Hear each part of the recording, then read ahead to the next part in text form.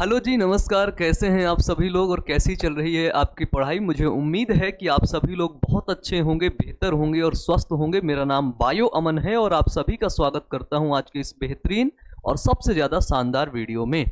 हमारे इस चैप्टर का नाम है ह्यूमन हेल्थ एंड डिजीज़, यानी कि मानव स्वास्थ्य एवं रोग।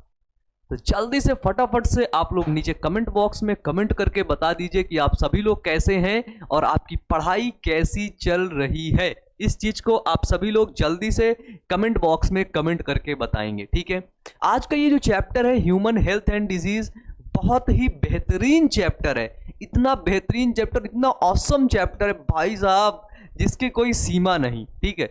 आपके आसपास ये छोटे छोटे बैक्टीरिया, जीवाणु और विषाणु, फंजाई, प्रोटोजोआ, हेलमिंथेस, ये आपके आसपास हैं, ठीक है। और कुछ तो आपके इंटेस्टाइन में भी होंगे, कुछ तो आपके ब्लड में भी होंगे, लेकिन आपको पता नहीं है, ठीक है। और ये इतनी छोटी छोटी चीजें जो आपको यहाँ जूम होकर के दिखाई देती हैं, आप इनको खुली आंखों से देख भी नहीं सकते हैं, ठीक है। यानी कि सोच सकते हो आज का ये चैप्टर ना इतना अच्छा है, इतना शानदार है कि यदि बच्चा क्लास 12th में ना भी पढ़ रहा हो तो भी उसे इस चैप्टर को पढ़ना चाहिए, ठीक है। क्योंकि इस चैप्टर से हमें उन बैक्टीरिया, उन वायरसेस के बारे में पता चलेगा, ठीक है। हमें उन मच्छरों के बारे में पता चलेगा जो हमारे लिए नुकसानदेह हैं। और यही तक नहीं, उनसे रोकथाम के लिए हमें क्या करना चाहिए ये भी इस चैप्टर में बताया जाएगा, पढ़ाया जाएगा, आपको समझाया जाएगा, ठीक है। जिससे आप बीमार ना हो, और अगर बीमार हो गए ना तो खतरनाक तरीके से ना मौत भी हो सकती है। इतने खतरनाक और गंभीर वायरस और विषाणु, जीवाणु, हेलमिंथेस से होने वाली बीमारियां होती हैं, ठीक है। इसलिए आप लोग भी बच के रहिए। जितने बच्चे क्लास 12th में वो तो पढ़ेंगे, यदि आप क्लास 12th में नहीं है, 11th में है, 10th में, तो ये पहला लेक्चर ना आप लोगों को देखना है, क्योंकि ये बेसिक लेक्चर होता है, इसमें पूरी चीजें बताई जाती हैं, ठीक है। तो सबसे पहले आप अगर बताएं तो आप पीछे की तरफ ये एक इमेज बना हुआ है, इस इमेज को देख करके आपको अंदाजा लग गया होगा क्या कि ये एक ह्यूमन बॉडी है। क्या है? इस इमेज को देख करके आपको एक चीज पता चल गया कि ये आपकी एक ह्यूमन बॉडी है, ठीक है। और जो ह्यूमन बॉडी है, एक्चुअली पता है क्या है, ह्यूमन बॉडी के ऊपर एक बाहर क्या है, एक लेयर चढ़ी हुई है, ठीक है। उस लेयर को बोलते हैं स्किन, यानी कि त्वचा, ठीक है। अगर उस त्वचा को हटाओगे, उसके अंदर जाओगे, तो आपको कुछ ऐसे ही स्ट्रक्चर, कुछ पतली पतली नलिकाएं, केशिकाएं, ब्लड वेसल्स आपको देखने को मिलेंगी, ठीक है। और आपका देखिए ये हार्ट देखने को मिल रहा है, ये नली, ये आपका लीवर देखने को मिल रहा है, ठीक है।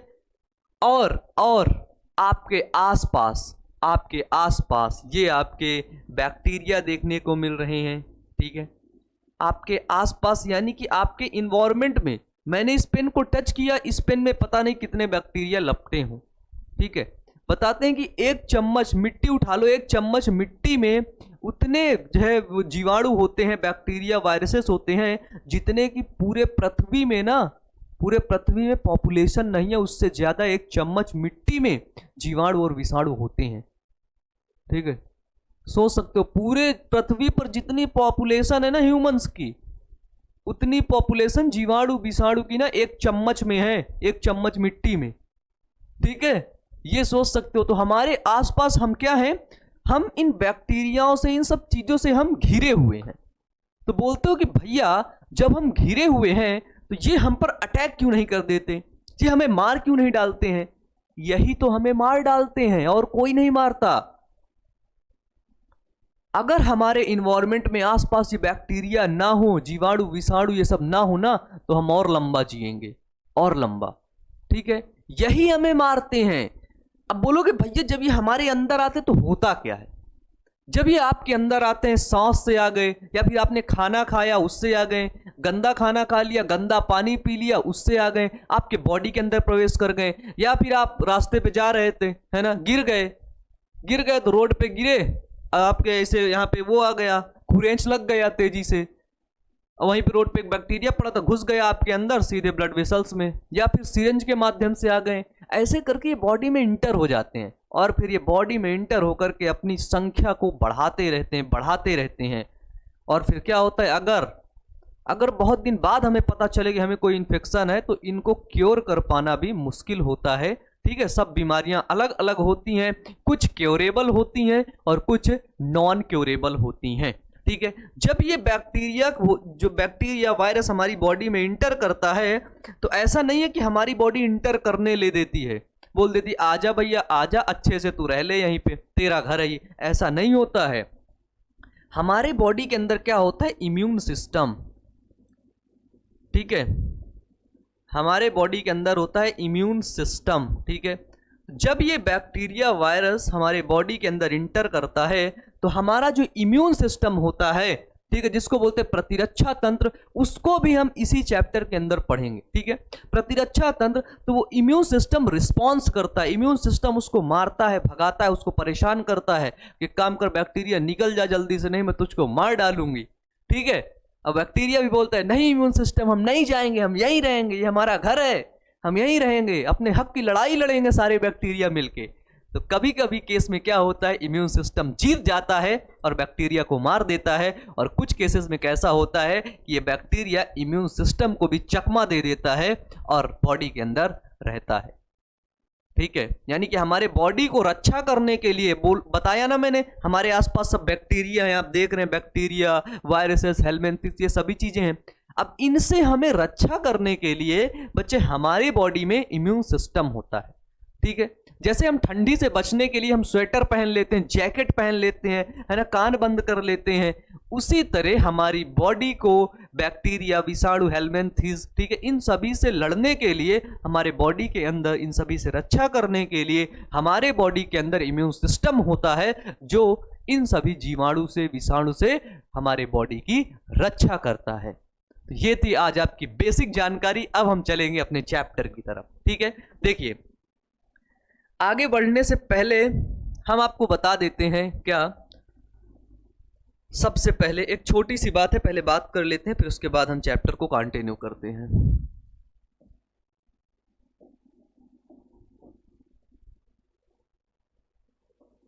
ठीक है, देखिए हमारा नाम बच्चों बायो अमन है ना, बहुत से बच्चे जानते होंगे और बहुत से बच्चे नहीं जानते होंगे, तो आप जान लीजिए। ठीक है, हम आपको बायोलॉजी पढ़ाते हैं, तो आप आज से कभी भी यूट्यूब पर आप बायोलॉजी सर्च करिएगा, कोई भी चैप्टर को पढ़ना हो तो आप लिखिएगा बायो अमन भैया। ठीक है, आपको जैसे पढ़ना है चैप्टर 1 पुष्पी पादपों में लैंगिक जनन। ठीक है, क्या पढ़ना है, पुष्पी पादपों में लैंगिक जनन बायो अमन सर्च करेंगे तो हम मिल जाएंगे वहां पर। ठीक है, कोई टॉपिक पढ़ना है आपको, ठीक है, जैसे क्या होते हैं, क्लास 12th में हैं आप क्लास 12th में हैं, आप क्लास 12th में हैं, और क्या होते हैं कि जो बायोलॉजी के कुछ टॉपिक हैं वो बहुत कठिन है। ठीक है, आपको स्कूल में या कोचिंग में समझाया गया और आप समझ नहीं पाए। ठीक है, बायोलॉजी कुछ टॉपिक वो बहुत कठिन है तो आप नहीं समझ पाए, जैसे मान लेते हैं मलेरिया परजीवी का जीवन चक्र। ठीक है, आपको नहीं समझ आया तो आप YouTube पर सर्च करेंगे मलेरिया परजीवी का जीवन चक्र बायो अमन। ठीक है, यानी कि आज से आप बायोलॉजी के कोई भी टॉपिक सर्च करेंगे तो लास्ट में बायो अमन लगा देंगे, हमारा वीडियो मिल जाएगा, मैं आपको बहुत बेहतरीन तरीके से पढ़ा दूंगा, समझा दूंगा। ठीक है, और मैं एक चीज आपसे वादा करता हूं कि एक एक टॉपिक आपके दिमाग में घुसाने की गारंटी, जिम्मेदारी हमारी है। ठीक है, मेरी है, मैं समझाऊंगा। ठीक है, तो आप सबसे पहले तो ऐसे सर्च कर सकते हैं। उसके बाद आपको बता दें कि जो प्लेलिस्ट होती हैं, प्लेलिस्ट सबसे पहले आप लोग जान लीजिए कि जब आप चैनल पर इंटर किए हैं तो चैनल पर इंटर करते तो कई सेक्शन मिलते हैं आपको, प्लेलिस्ट का सेक्शन, कम्युनिटी का सेक्शन, शॉर्ट्स का सेक्शन, चैनल्स का सेक्शन, अबाउट का सेक्शन, तो वहीं पर एक सेक्शन होता है प्लेलिस्ट का। ठीक है, और प्लेलिस्ट की नाम है हमारा, उसका नाम है क्लास 12th बायोलॉजी नाम से प्लेलिस्ट है, और आप लोग क्या करेंगे, उस प्लेलिस्ट को चेक करेंगे। ठीक है, क्लास 12th बायोलॉजी यानी कि कक्षा 12 जीव विज्ञान।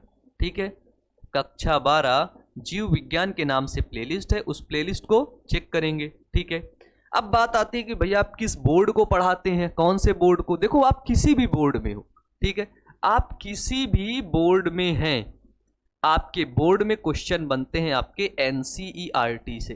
ठीक है, तो हम पढ़ाते हैं ये आपकी NCERT की बुक से।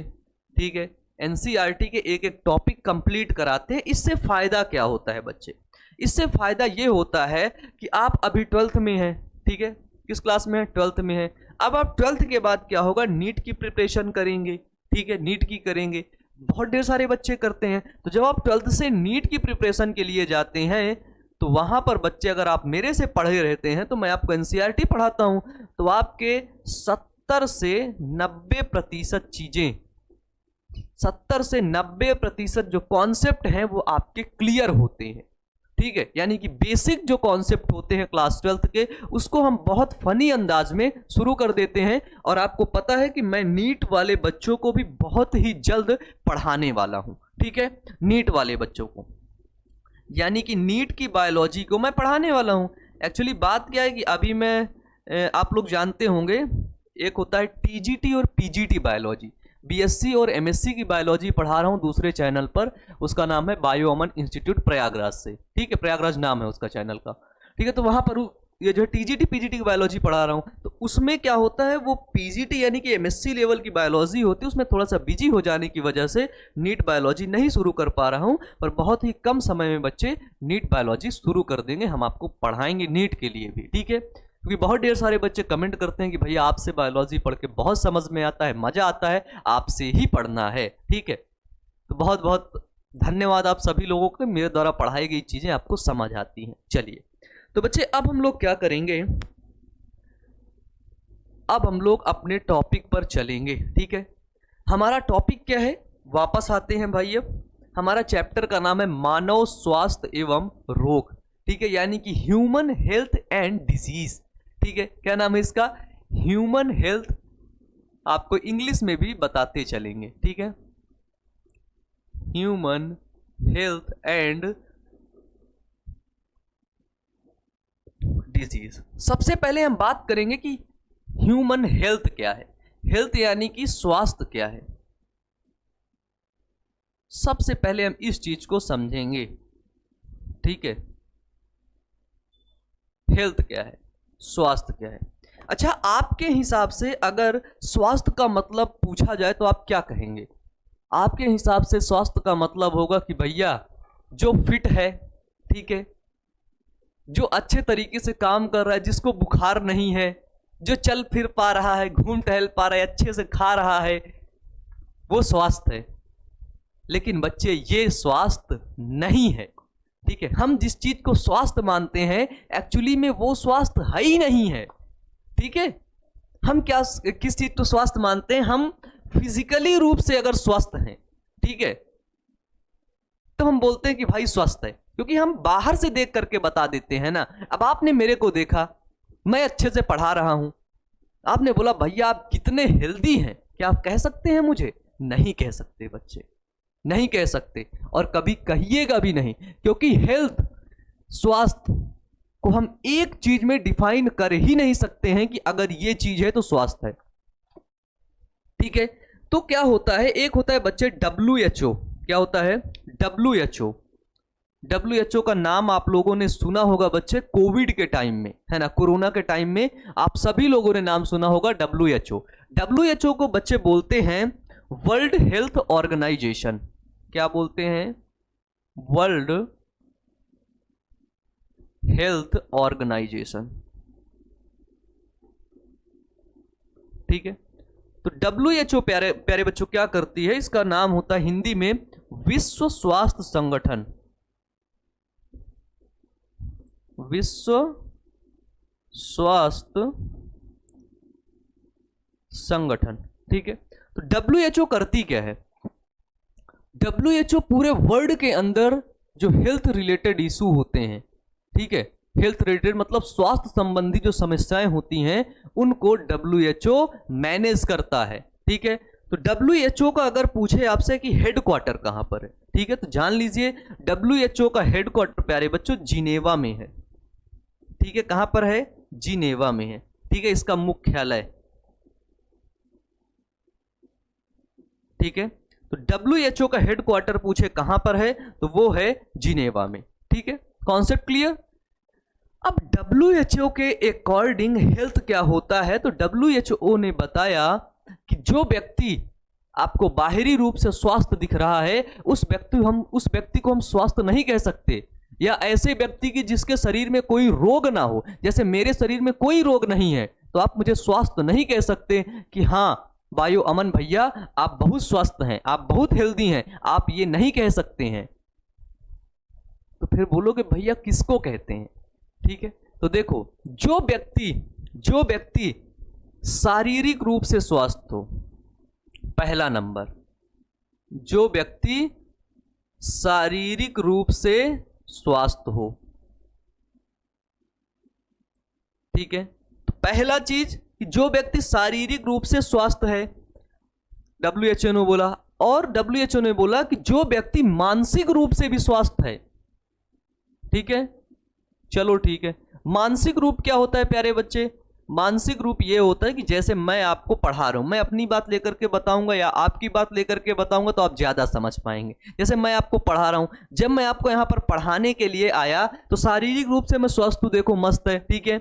अब मैं बता रहा हूं मेरे शरीर में कोई बीमारी भी नहीं है, 1% की एक भी बीमारी नहीं है अभी को, ठीक है, डन। अब क्या है कि मैं शारीरिक रूप से स्वस्थ हूं, लेकिन मानसिक रूप से बिल्कुल से मैं अस्वस्थ हूं, ठीक है।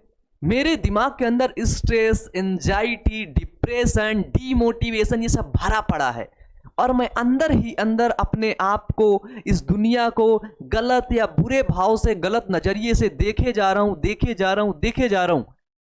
ठीक है। अकेले बैठा रहता हूं, कुछ उल्टी सीधी हरकतें करता रहता हूं, है ना। कुछ उल्टी सीधी का मतलब जैसे पागलपन टाइप का, ठीक है। कोई व्यक्ति आ गया, उसको मैंने वो कर दिया, है ना, कोई कुछ उल्टे सीधे कुछ गलत काम कर दिए मैंने, ठीक है। तो मैं शारीरिक रूप से स्वस्थ हूं, लेकिन मानसिक रूप से कहां स्वस्थ हूं? तो WHO बोलता है कि जो व्यक्ति शारीरिक रूप से स्वस्थ हो, मानसिक रूप से स्वस्थ हो, यही नहीं, व्यवहारिक रूप से स्वस्थ हो, व्यवहारिक रूप से भी उस व्यक्ति को स्वस्थ होना पड़ेगा, ठीक है। व्यवहारिक क्या होता है कि उसका बिहेवियर, मेरा बिहेवियर कैसा है ना। अगर मेरा बिहेवियर सही नहीं है, या फिर मैं पढ़ाने आया, मैं आपको कुछ गलत चीजें सिखा रहा हूं, या फिर आप जैसे ऑनलाइन में है, ठीक है। ऑफलाइन में क्या होता है, कुछ टीचर रहते हैं गुस्से में रहते हैं, आ गए बच्चे को ही पीट दिए, ठीक है। कुछ टीचर क्या होते हैं, कुछ उल्टे सीधे काम करते रहते हैं अपने स्टूडेंट के साथ, ठीक है। कुछ मूवीज आप लोगों ने देखा है, कुछ ऐसे टीचर्स होते हैं जो अपने स्टूडेंट के साथ ही कुछ उल्टे सीधे काम करते रहते हैं, गलत काम करते रहते हैं। अब वो स्टूडेंट किसको जाके बताएगी? घर में बताएगी, घर वाले मानेंगे नहीं, होता है ना जो है ऐसे केस में कि घर वाले मानेंगे नहीं कि नहीं वो तो टीचर है, ऐसा नहीं करेगा। ऐसे ऐसे कई मूवीज हैं, है ना। तो क्या होता है कि शारीरिक रूप से स्वस्थ होना जरूरी है, मानसिक रूप से भी स्वस्थ होना जरूरी है, और मानसिक के साथ साथ आपका व्यवहार, आपका बिहेवियर वो भी स्वस्थ हो, तब भी हम नहीं कहेंगे स्वस्थ है। तब उसके बाद शारीरिक, मानसिक, व्यवहारिक और सामाजिक रूप से भी आप स्वस्थ हो, ठीक है। सामाजिक रूप से स्वस्थ, सामाजिक रूप से सही व्यक्ति को ही WHO कहता है कि वो व्यक्ति स्वस्थ है, ठीक है। सामाजिक रूप से मतलब कि आप समाज के लिए क्या हैं, ठीक है। कहीं आप अपने लिए ही तो नहीं बिल्कुल से वो हैं कि आप अपने अपने में बिल्कुल मस्त हैं, ठीक है। आपकी वजह से समाज में कई लोगों को नुकसान हो रहा है, उससे आपको कोई मतलब ही नहीं है, बस आपको अपना अपना ही दिख रहा है, समाज के लिए आप सोच भी नहीं रहे हैं। और समाज के लिए कोई व्यक्ति बता रहा है कि देखिए आपकी इस वजह से कई दिक्कतें हो रही हैं, आपको समझ भी नहीं आ रहा है। तो WHO बोलता है कि जो व्यक्ति इन चारों रूपों में स्वस्थ है, शारीरिक रूप से, मानसिक, व्यवहारिक और सामाजिक रूप से स्वस्थ है, ठीक है, उसी व्यक्ति को हम बोलते हैं कि वो व्यक्ति हेल्दी है, यानी कि स्वस्थ है, ठीक है, ठीक है। यहां पे एक चीज है, यहां पे एक चीज मैंने दिखाया है आपको, हेल्थ ट्रायंगल। हेल्थ ट्रायंगल का मतलब क्या होता है कि जो हमारा स्वस्थ है वो यहां पर 3 चीजों में दिखाया गया है, ठीक है। 3 ट्रायंगल दिखाया गया है कि आपको फिजिकल स्वस्थ होना है, ठीक है। फिजिकल आपको स्वस्थ होना है, फिजिकल आप स्वस्थ हो, अच्छे से चल फिर पा रहे हो, दौड़ रहे हो भाई, कसरत कर रहे हो, जिम कर रहे हो, ठीक है। दौड़ने को बोल दिया जाए आप दौड़ रहे हैं, ठीक है, तो फिजिकल आप स्वस्थ हैं। लेकिन फिजिकल के साथ साथ ही आपका सोशल स्वस्थ होना जरूरी है, ठीक है। क्या प्यारे बच्चों? सोशल, सामाजिक रूप से आप स्वस्थ होना जरूरी है कि आप दो लोगों से मिल रहे हैं, किस तरह से बात कर रहे हैं, ठीक है। सामाजिक रूप से स्वस्थ होना जरूरी है। और सामाजिक के साथ साथ आपका जो बिहेवियर है, ठीक है, सॉरी, जो बिहेवियर है, आपका जो व्यवहार है, ठीक है, वो भी स्वस्थ होना चाहिए, वो भी अच्छा होना चाहिए। और बिहेवियर के बाद ये सब अच्छे होने ही चाहिए। इसके साथ आप मेंटल रूप से, किस रूप में, मेंटल, है ना, यानी कि मानसिक रूप से आप स्वस्थ होने चाहिए। यानी कि ये चारों चीजें होनी चाहिए, तीनों चीजें होनी चाहिए आपके साथ, आपके पास। यदि आप फिजिकल स्वस्थ हैं तो आपको सोशली स्वस्थ होना चाहिए। अगर आप हैं तभी हम कहेंगे कि आप हेल्दी हैं। WHO बोलेगा, तभी WHO बोलेगा कि आप हेल्दी हैं। इसके बाद अगर आप मेंटल, है ना, दिमाग से स्वस्थ हैं, अच्छे हैं, ठीक है, तो भी हम बोलेंगे कि आप हेल्दी हैं, ठीक है। तो ये जो तीनों एस्पेक्ट हैं, ये तीनों चीजें हैं, वो अगर होंगी, ठीक है, अगर आप समाज में रहते हैं तो जाहिर सी बात है समाज में आपका व्यवहार सामने प्रकट होता है, ठीक है। समाज में आप रहते तो आपका व्यवहार प्रकट होता है, क्योंकि समाज में रहेंगे तो आप ऐसे मुंह बंद करके ऐसे खड़े तो नहीं रहेंगे, कुछ बोलेंगे। कोई बोला ए बायो अमन इधर आओ, तुम दूसरी तरफ चले गए, नहीं बोले, ऐसे तुम करोगे नहीं। और अगर ऐसे करोगे तो तुम्हारा व्यवहार ही नहीं अच्छा है, तुम सोशली अपसेट हो, है ना, अपनी बात लोगों के सामने नहीं रख पा रहे हो, लोगों से तुम डर रहे हो, है ना। तो इसका मतलब है कि भाई तुम सोशली अपसेट हो या फिर मेंटली अपसेट हो, ठीक है। WHO, इन चार चीजें अगर आपके अंदर हैं तभी WHO यानी कि वर्ल्ड हेल्थ ऑर्गेनाइजेशन आपको हेल्दी यानी कि स्वस्थ घोषित करेगा। तभी वो आपको बोलेगा कि भाई आप स्वस्थ हैं, ठीक है। बताइए, ये क्लियर कि नहीं, बोलिए। मजा आया ना, मजा आया ना। आज तक आप लोग क्या पढ़ते आ रहे थे? आज तक आप लोग सिर्फ यही पढ़ते आ रहे थे कि स्वास्थ्य का मतलब यही होता है कि भाई शारीरिक रूप से जो स्वस्थ है वो स्वस्थ है, उसके शरीर में कोई बीमारी ना हो, इसका मतलब वो स्वस्थ है। ऐसा नहीं होता बच्चे, ठीक है। शरीर में कोई बीमारी नहीं है, लेकिन उसके साथ साथ आपको मानसिक रूप से भी, आपको व्यवहारिक रूप से भी, आपको सामाजिक रूप से भी स्वस्थ होना पड़ेगा, ठीक है। तभी हम कहेंगे कि आप हेल्दी हैं यानी कि स्वस्थ हैं, ठीक है। चलिए अब आगे चलें, आगे चलें। अब अगर बात आती है कि इस अच्छे स्वास्थ्य को मेंटेन कैसे करें, ठीक है, इस अच्छे स्वास्थ्य को हमें मेंटेन कैसे करना है, ठीक है। अगर हम बात करें how to maintain good health, ठीक है, how to maintain good health, ठीक है। अच्छे स्वास्थ्य को हम मेंटेन कैसे करेंगे, ठीक है, ताकि हम अच्छे से स्वस्थ रहें। तो पहली चीज प्यारे बच्चों, बैलेंस्ड डाइट लेनी होगी हमको। क्या लेनी होगी? बैलेंस्ड डाइट, ठीक है। बैलेंस डाइट का मतलब संतुलित आहार हमको खाना होगा, ठीक है, जिससे हम हेल्दी रह सकें, जिससे हम स्वस्थ रह सकें। वैसा खाना, वैसा आहार, वैसी डाइट हमें लेनी होगी, ठीक है। डाइट में हमारे प्रोटीन होनी चाहिए, वसा होनी चाहिए, कार्बोहाइड्रेट होना चाहिए, फाइबर्स होने चाहिए, ठीक है, ये सब चीजें होनी चाहिए, ठीक है। बैलेंस डाइट पहला चीज, ठीक है। इसके बाद आपको आता है सेकंड चीज, पर्सनल हाइजीन रखना होगा, ठीक है, पर्सनल हाइजीन, ठीक है। पर्सनल हाइजीन का मतलब क्या होता है? तो पर्सनल हाइजीन का मतलब होता है कि आपको व्यक्तिगत सफाई रखनी होगी, अपने शरीर को साफ से रखना होगा, ठीक है। अपने जो रिप्रोडक्टिव ऑर्गन है, जो जनन अंग हैं, उनको भी साफ तरीके से रखना होगा, ठीक है, उनकी भी साफ सफाई करनी होगी। और अगर उनसे रिलेटेड कुछ प्रॉब्लम है तो उसको शेयर करना होगा, उसको बताना होगा अपने घर में, नहीं तो अपने डॉक्टर को उसको बताना होगा, यस सर ये प्रॉब्लम चल रही है, ऐसी बात है, ठीक। तो आपको सबसे पहली चीज बैलेंस डाइट लेनी है, उसके बाद आपको पर्सनल हाइजीन रखना है, और उसके बाद स्वस्थ रहने के लिए आपको रेगुलर एक्सरसाइज करना होगा, ठीक है। रेगुलर एक्सरसाइज आपको करना होगा, रेगुलर एक्सरसाइज आपको मेंटेन करके रखना होगा, ठीक है।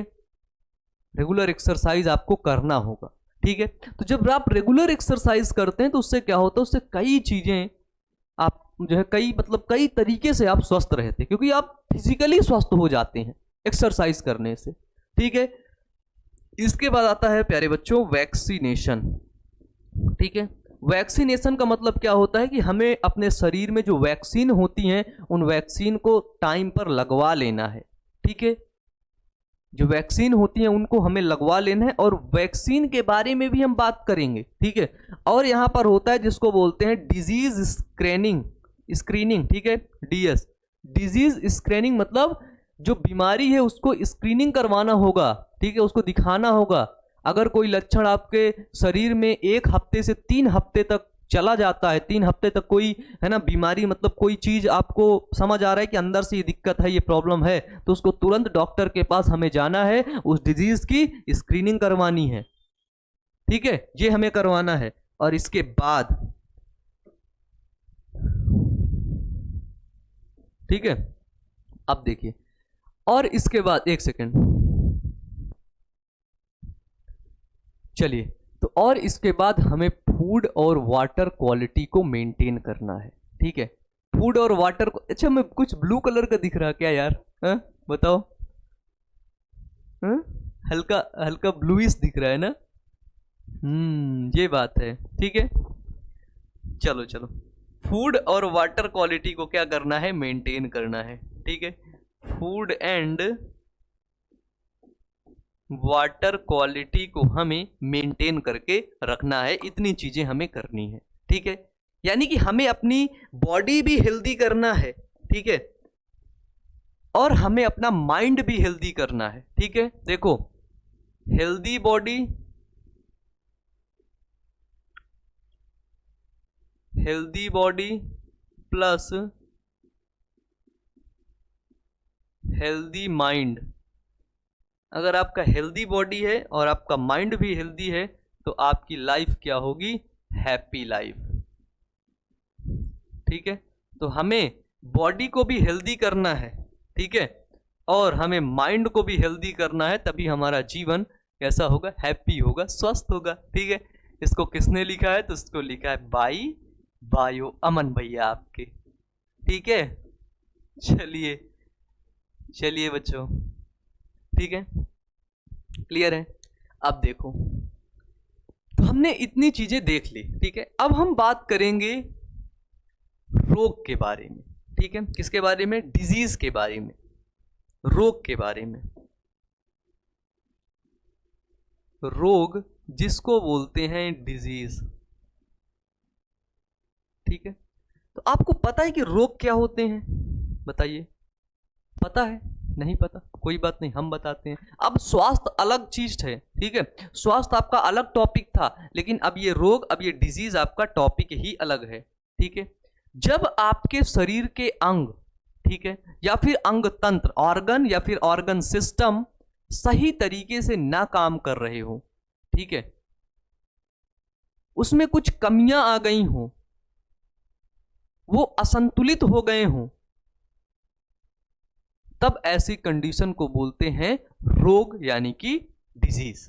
ठीक है, आपके अंग और अंग तंत्र सही तरीके से काम नहीं कर रहे हैं, ठीक है, तो ऐसी कंडीशन को बोलते हैं डिजीज। क्या बोलते हैं? डिजीज, यानी कि रोग। ठीक है, चलिए, ये कलर नहीं लेना, हमें लेना है ब्लू कलर। भैया ब्लू कलर आ जाओ आप। हाँ बस हो गया। ठीक है, हाँ हाँ, रोग। अब ये रोग की बात करें तो रोग जो हमारे होते हैं वो 2 होते हैं। अब पूछे बताएंगे भैया कि 2 कैसे होते हैं? देखो, हम जब जन्म लेते हैं तो एक ऐसा रोग होता है जो होता है जन्मजात। क्या होता है? जन्मजात रोग। जन्मजात रोग, ठीक है, जो हमें जन्म से मिलता है। जो हमें कहां से मिलते हैं? हमें बाई बर्थ ही मिलेगा। ठीक है, इसको इंग्लिश में बोलते हैं कॉन्जेनाइटल डिजीज।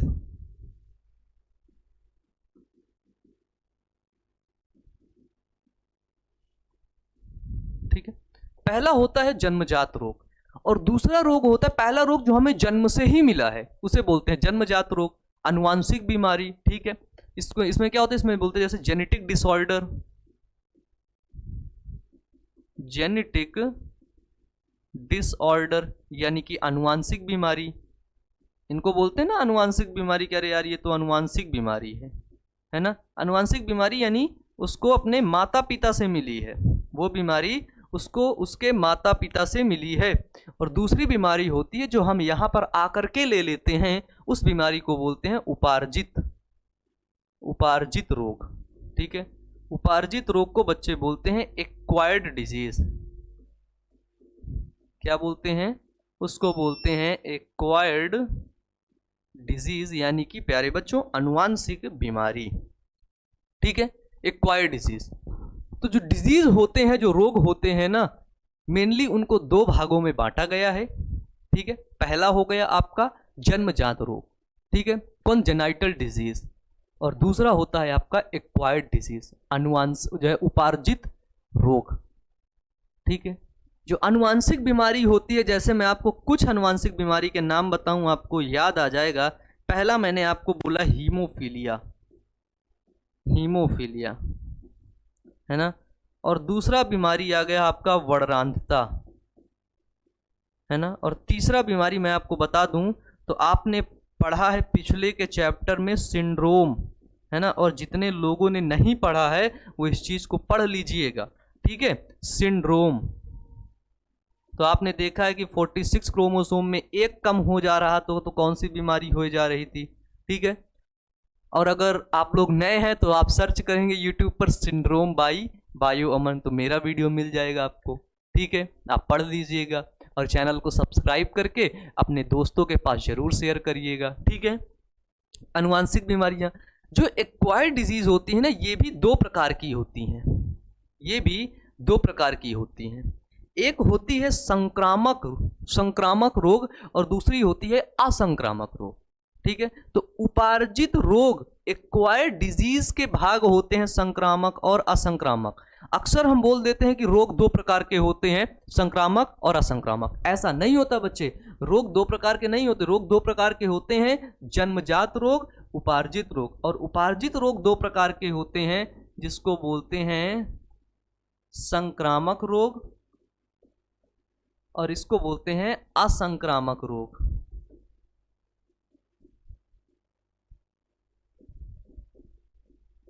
ठीक है, चलो देखो, तो संक्रामक रोग क्या होते हैं? संक्रामक रोग जो संक्रमित कर देते हैं, ठीक है, इन्फेक्शियस डिजीज बोलते हैं। और असंक्रामक रोग जिनको नॉन इन्फेक्शियस डिजीज बोलते हैं। क्या बोलते हैं? नॉन इन्फेक्शियस डिजीज बोलते हैं। ठीक है,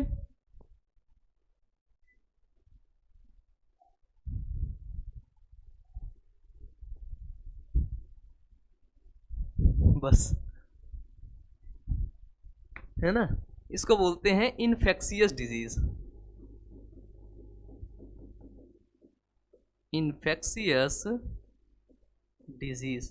और इसको बोलते हैं नॉन इन्फेक्शियस डिजीज।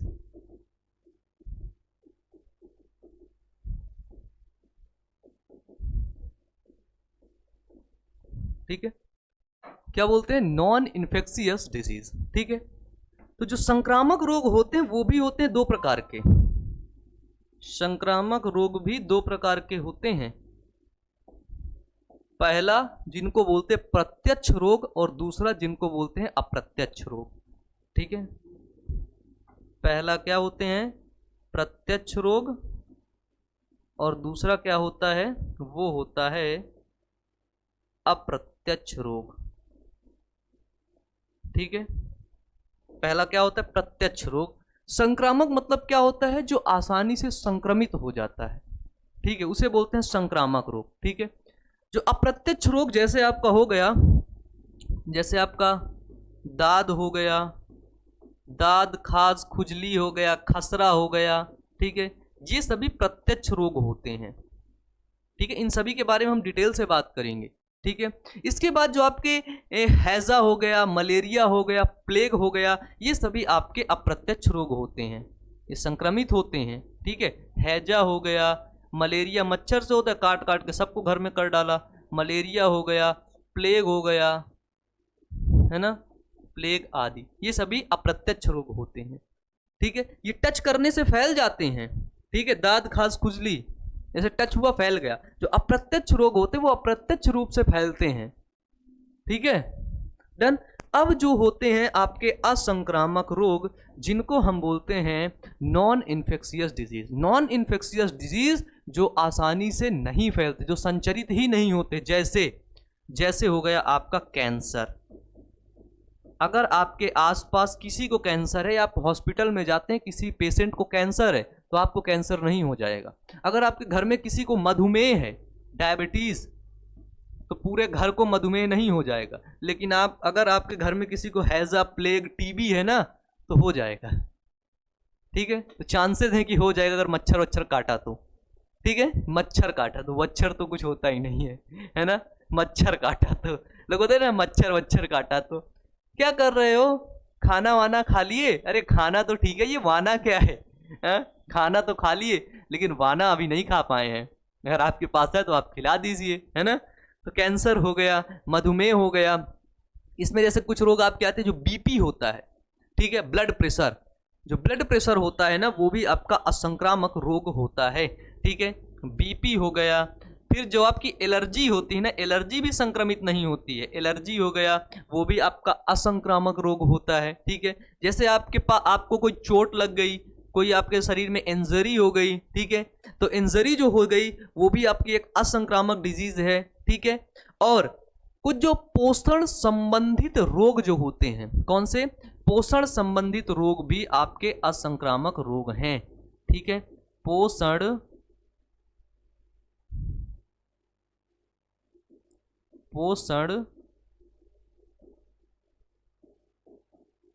संबंधित रोग आदि, ये सभी रोग आपके असंक्रामक रोग हैं। ठीक है, बताइए यहां तक क्लियर है? चलिए, तो हम भैया साइड में हटे भी हुए हैं, स्क्रीनशॉट लेना है तो ले लीजिएगा। ठीक है, ये था आपका एक चार्ट, जो रोग हैं, जो डिजीज हैं, उनके प्रकार और कौन कौन से होते हैं। ठीक है, और हम लोग यहाँ पर क्या बात करेंगे, हम लोग जो है आपके उपार्जित रोगों के बारे में यहाँ पर इस चैप्टर में बात करेंगे। ठीक है, जैसे आपको सबसे पहले हम पढ़ाएंगे कल, अगर नेक्स्ट क्लास में हम लोग बात करेंगे जो है उसकी मतलब वो वाले में टाइफाइड की, मलेरिया की, ट्यूबरकुलोसिस टीबी की, और मलेरिया जो होता है ना प्लाज्मोडियम, तो प्लाज्मोडियम का जो जीवन चक्र होता है उसको पढ़ेंगे, बहुत इंपॉर्टेंट है। फिर फील पाँव, हाथी पाँव, स्कैरियसिस, ठीक है, और अमीबा, अतिसार, ये सब रोग, जितने रोग हैं यहाँ पर, सबसे पहले हम एनसीईआरटी के अकॉर्डिंग सारे रोग को कल से पढ़ना शुरू करेंगे। ठीक है ना, मतलब नेक्स्ट क्लास से, है ना। बताइए अब। अच्छा, एक चीज हम बात कर लिए, रोग की तो बात कर लिए, ठीक है। अगर आपसे एक चीज और पूछ लिया जाए, जिसको बोलते हैं रोग जनक, क्या बोलते हैं? रोग जनक। रोग जनक को बोलते हैं बच्चों पैथोजेन। देखो, रोग जनक और दूसरी चीज होती है रोग वाहक। ये दोनों अलग अलग चीजें हैं। ठीक है, रोग वाहक जिसको बोलते हैं क्या? जिसको बोलते हैं वेक्टर। ठीक है, रोग जनक क्या होता है? रोग, देखो, रोग पैथोजेन, रोग का जनक। रोग का जनक, आपका जनक कौन है? बोलोगे हमारे जनक हैं हमारे मम्मी और पापा। ठीक है, तो इसी तरह जो रोग हो रहा है, जो डिजीज कॉज हो रहा है, उसका जनक रोग जनक कहलाता है ना। यानी कि रोग को उत्पन्न करने वाला, या फिर ऐसा जीव जो रोग को उत्पन्न करता है, ऐसा जीव जो रोग को उत्पन्न करता है, जो रोग को उत्पन्न करता है, रोग जनक कहलाता है।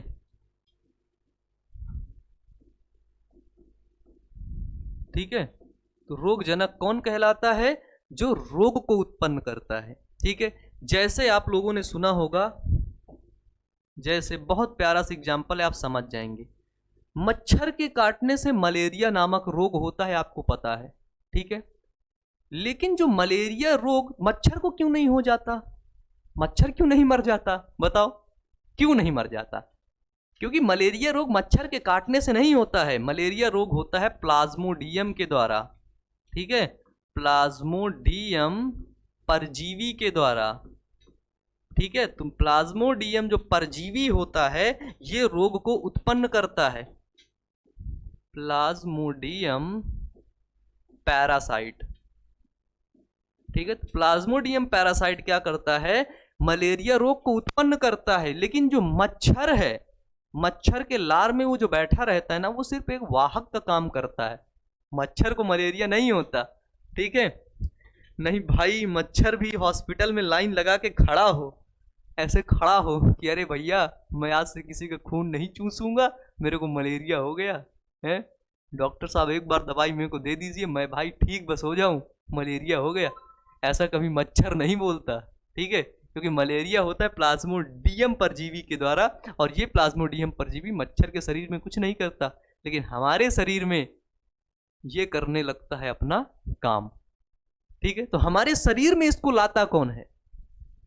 ये अगर मान लेते हैं ये आप हैं, ये देखो इतने लंबे, ऐसे ही हो गए ही है ना, ऐसे हो गई पतले पतले बिल्कुल, है ना, और बाल बिल्कुल वैसे वाले, है ना, बाल बिल्कुल लंबे लंबे, ये है ना, ऐसे बाल होंगे, है ना। बताओ ऐसे रखते हो कि नहीं आप लोग? इस एज में, जिस एज में आप लोग हो ना, तो यही सब पसंद आता होगा। ठीक है, ऐसे बाल होंगे। मच्छर आया तुम्हारे बालों से टकरा गया, यहाँ पे सी सी करते हुए मच्छर आया, ये देखो। ठीक है, तो मैं बालों से टकरा गया, टकरा के देखा, अच्छा, फिर तुम्हारे यहाँ पे काट लिया। तुम्हारे शरीर में क्या कर दिया? प्लाज्मोडियम पहुंच गया, ये देखो प्लाज्मोडियम पहुंच गया।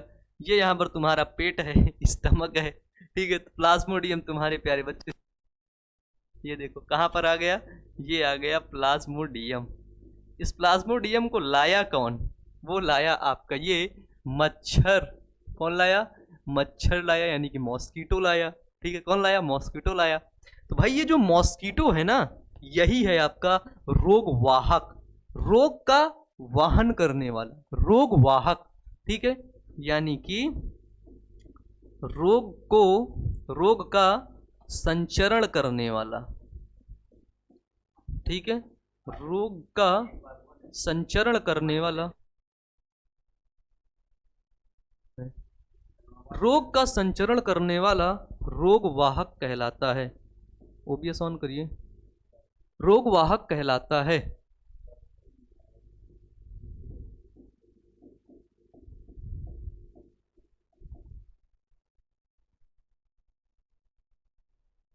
ठीक है, चलिए, तो जैसे यहाँ पे हमने देखा कि रोगजनक पैथोजन को देख लिया। पैथोजन क्या होता है? ऐसा जीव जो रोग को उत्पन्न करता है, पैथोजन कहलाता है। जो आपको प्लाज्मोडियम परजीवी है, पैथोजन है। लेकिन इसको लाता कौन है हमारे शरीर में? मच्छर लाता है। तो मच्छर आपका वेक्टर कहलाता है, यानी कि रोग वाहक कहलाता है। ठीक है, ठीक है। जो पैथोजन होते हैं वो हमारे शरीर में दो तरीके से डिजीज कॉज करते हैं। जो पैथोजन होते हैं, ठीक है, वो दो तरीके से, या तो वो हमारे टिश्यू को डैमेज करते हैं, टिश्यू डैमेज। टिश्यू डैमेज मतलब जो हमारे शरीर में ऊतक हैं उन ऊतक को प्रभावित करेंगे, उन ऊतक को, उन टिश्यू को डैमेज करेंगे। कौन? यही पैथोजन। ठीक है, ये जो पैथोजन है या तो आपके टिश्यू को डैमेज करेंगे, ठीक है, या फिर ये आपको आपके शरीर में आकर के टॉक्सिन को रिलीज करेंगे। ठीक है, यानी कि हम कह सकते हैं कि टॉक्सिन सिक्रीशन। ठीक है, टॉक्सिन मतलब समझ रहे हो, हानिकारक पदार्थ को सिक्रीट करेंगे हमारे बॉडी के अंदर। और अगर ये टॉक्सिन सिक्रीट कर दिए हमारे बॉडी के अंदर तो क्या होगा? टॉक्सिन से भी हमारी सेल डैमेज होंगी, टिश्यू डैमेज होगा, या तो फिर डायरेक्टली टिश्यू के अंदर जाएंगे, चिपक के उसी को डैमेज करते रहेंगे। ठीक है, कौन? आपके यही प्यारे पैथोजन। ठीक है, डन। बताओ। और टॉक्सिन दो तरह के होते हैं, एक होते हैं एक्सोटॉक्सिन, दूसरे होते हैं एंडोटॉक्सिन। ठीक है, एक्सोटॉक्सिन और दूसरे होते हैं एंडोटॉक्सिन। चलिए, ठीक है, बहुत देर भी हो चुकी है और नो डाउट ये चैप्टर बहुत ज़्यादा मज़ेदार है, बहुत अच्छा चैप्टर है ये, ठीक है। अब हम लोग क्या करेंगे नेक्स्ट वीडियो में, नेक्स्ट क्लास में हम लोग बात करेंगे बीमारी आपकी आपकी जो बीमारी है वो है टाइफाइड। टाइफाइड,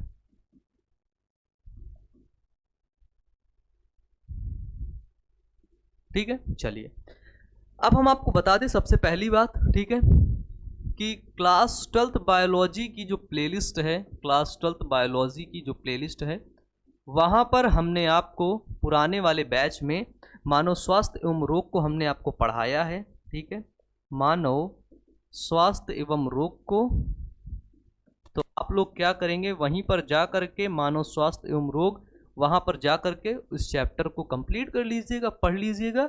और नहीं तो यहीं पर वीडियोस आएंगे, थोड़ा सा लेट होगा तो उसके लिए हम माफ़ी चाहते हैं आपसे, ठीक है। आपको जल्दी से पढ़ना होगा, वो भी हमने एनसीईआरटी से पढ़ाया है, ठीक है। आपको सारे टॉपिक समझ में आ जाएंगे, ये हमारी गारंटी है। तो आप लोग प्लेलिस्ट चेक कर लीजिएगा, पुरानी वाली हम लिंक दे देंगे, वहाँ पर जा कर के आप चेक कर लीजिए, अच्छे से पढ़ लीजिएगा, ठीक है। तो हम उम्मीद करते हैं कि आज का वीडियो आपको पसंद आया होगा, तो अपने दोस्तों के पास ज़रूर से ज़रूर शेयर करिएगा। मिलते हैं नेक्स्ट वीडियो में, wish you all the best, thank you.